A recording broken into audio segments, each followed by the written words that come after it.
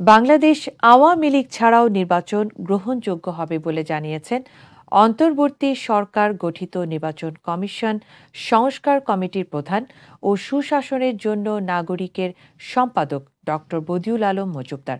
বলেন, শেখ হাসিনা পালিয়ে যাওয়ার পর তাদের অনেকেই পালিয়ে গেছেন।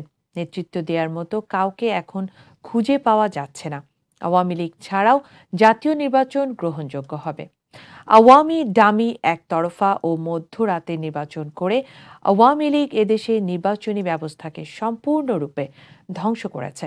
গত 3টি নির্বাচনে নির্বাচন কমিশন, পুলিশ, প্রশাসন, রিটার্নিং কর্মকর্তা, পোলিং অফিসার সহ নির্বাচনের সঙ্গে যুক্ত প্রায় সবাই অপরাধ কর্মকাণ্ডের সঙ্গে জড়িত ছিল।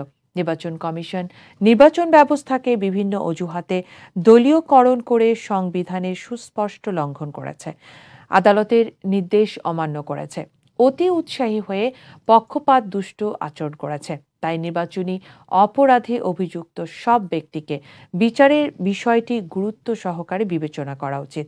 তিনি বলেন, বর্তমান সরকার তত্ত্বাবধায়ক সরকার নয়।